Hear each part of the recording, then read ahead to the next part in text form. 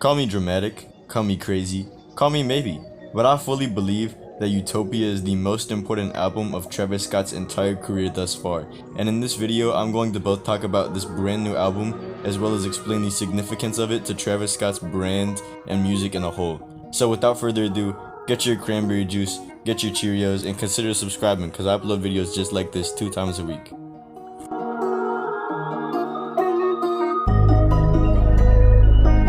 We're gonna take this all the way back to 2018, back when Astroworld was originally released. Everybody was very excited, everybody was very pumped up. Travis Scott has just released his new album, and he had this massive event going on, Astroworld. Later on, a couple of years later, like a year and a half later, he went on tour, and unfortunately many people lost their lives at the Astroworld event, and it was very horrible. Many people didn't know who to blame, who to point fingers at, and even though Travis did not get arrested for the deaths that occurred at his show, many people were still very, very upset and outraged for a fair enough reason. He could have stopped the concert. So all of this combined, topped off with a not very good comeback apology. People were not happy with Travis Scott, and it was not looking very good for him. So as most people would, Travis Scott took a massive step back and waited and delayed the album for quite some time until recently. A couple months ago, he ended up starting this rollout with so much stuff happening, which you could check out my other video right before this actually that came out about that. So I talk about a lot of that. But Travis Scott now released this single. Many people were very unhappy with the single, and he wanted to talk about going to the pyramids to do this massive thing, but the pyramid show actually got canceled. So everything was leading up to Travis Scott's failure, and he had to release something incredibly good, or else many of his fans would probably give up hope, as well as the fact that many of them already did. If Travis Scott dropped a bad album in this situation, then he may not be anywhere near the same level that he was. Many people would have backed away. He obviously would still have a couple of fans, or a lot of fans, but not nearly as much as he could. And if he makes this album incredible, then everybody was saying that he could be up there with people like Drake. He could be cemented up there with Kendrick Lamar and all these great names. And oh boy, holy guacamole, mother of pearl, he dropped an album.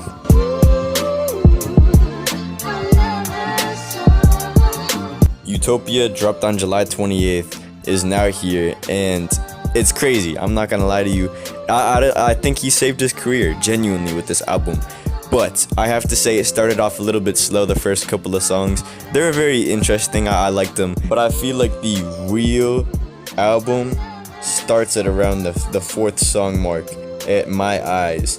All the other ones were a little bit of a warm-up, but at my eyes, he got really conceptual, he got really beautiful. And he continued this with God's Country, Sirens, Meltdown with Drake, one of the greatest Drake verses in a while. I love when Drake gets all whippity rappity and all that. He does a good job. And then a follow-up with another amazing feature by Cardi on Fiend. That song was very catchy as well as high energy, and it kind of reminded me off of Kanye's album Junior. There's a lot of similarities.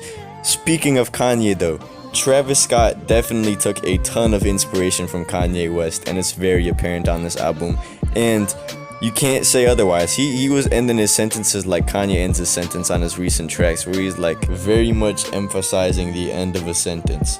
I also really liked Circus Maximus, Parasail Continued, Schizo Continued.